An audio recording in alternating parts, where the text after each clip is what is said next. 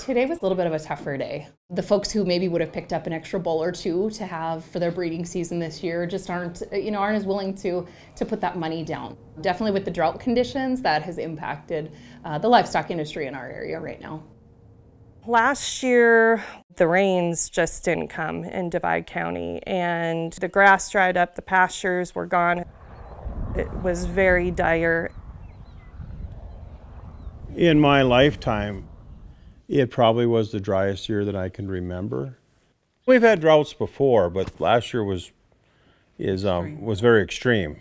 Last summer, when hurricanes were slamming the Gulf Coast, when Montana and many western states were ravaged with wildfires, North Dakota was quietly going through an extreme drought. In the span of about 2 months, it went from ideal conditions to D4 drought. That's the most extreme drought conditions that you can get. It's impossible to say that climate change alone caused last year's drought here in North Dakota. But what we can safely say is that these types of weather patterns we're seeing, they're consistent with what climate scientists' predictions are about what to expect with a warmer climate.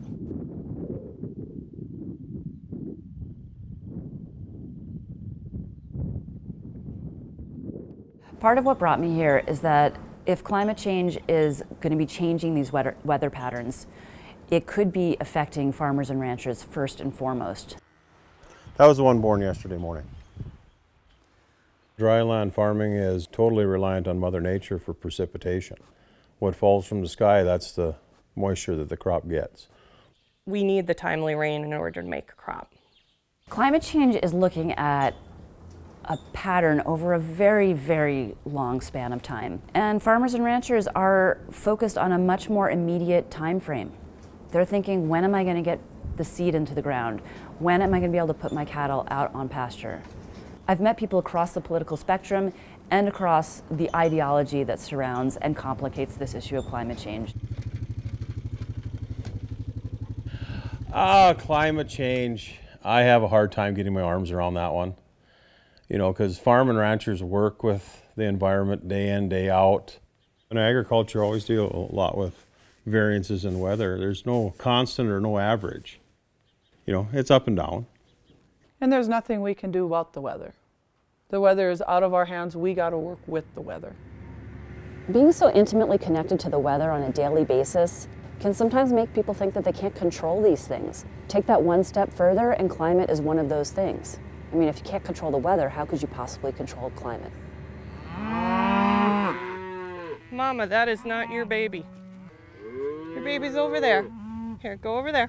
I do think climate change is occurring, and in terms of long-term climate change, I think it's something that we have to be aware of and cognizant of. Okay. Boy, we are almost out of hay. I don't think we should be sticking our heads in the sand on this. What's frustrating, though, is when you get into the extreme dialogue on both sides that's so polarizing, no one's going to listen to each other, compromise and solutions become lost in the rants. When you talk about these types of issues, you get major backlash. Why do people here not like to talk about that? Because they don't want the backlash. Like, we're all neighbors, we're all friends here. We work for one another regardless of, I don't care how you vote. It's not a good thing not to be able to reach out and have a conversation. Many of the farmers that I've talked to here in Divide County are skeptical about climate change. But they also have a deep, deep connection to the earth, and they are very connected to the weather. When we're, raising calves, we are out there every single day. So if anybody's an expert on what's going on with the weather, it's probably the people connected to it in agriculture.